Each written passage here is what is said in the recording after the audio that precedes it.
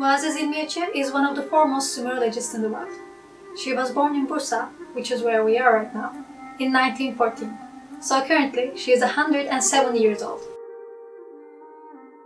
Her family relocated a few times, from Izmir to Çorum due to the invasion in 1919, and then back to Bursa.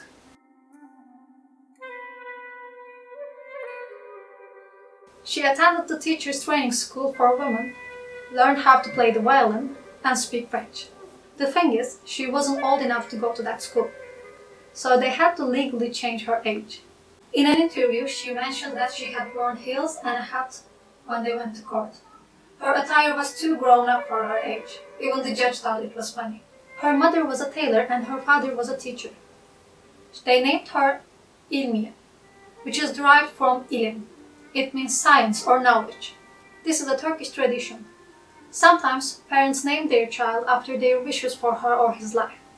They wanted her life to involve science and knowledge, therefore İlmiye.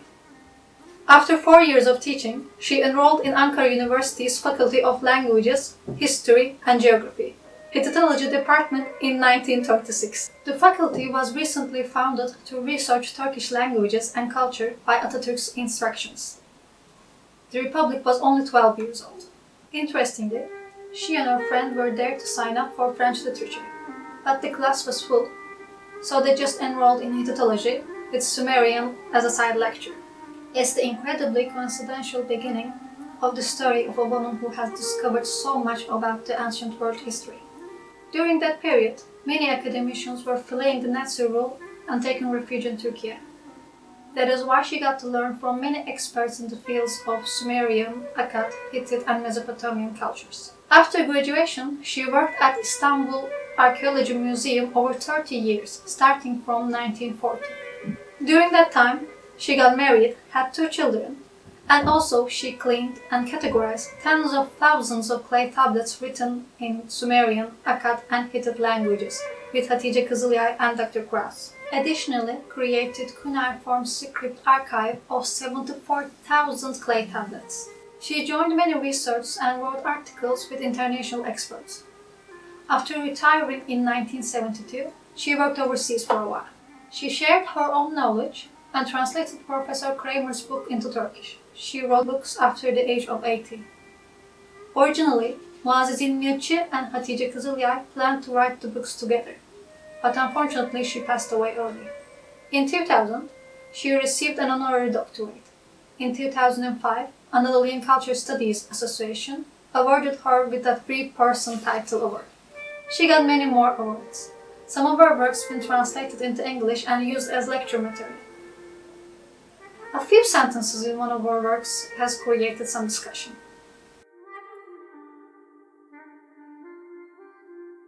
The first book I would like to mention is Sümerli the Dingira. The Dingira of Sumerian. The Dingira of Sumerian is subtitled as a science fiction that looks into the past. It's the diary of a Sumerian poet. It's very easy to read and occasionally hilarious. The Dingira says that they call themselves black-haired people because they used to live somewhere else with neighbors who had blonde hair and blue eyes. He had never seen anyone like that, so he couldn't imagine anyone looking good with blonde hair.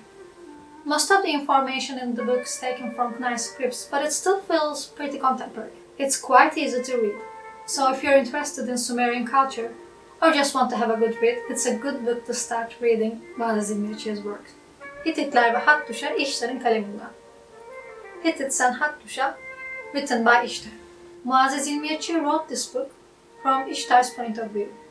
Here, Ishtar is the name of her colleague Hatice Kızılyay's daughter. As readers, we see everything through her eyes, so it's especially nice for teenagers. Additionally, I would like to suggest Vatandaşlık Tepkilerim, My Reactions as a Citizen, and Kur'an, İncil ve Tevrat'ın Sümerli Kökeni, Sumerian Origins of Quran, Bible and Torah. As you can guess, it's an interesting subject.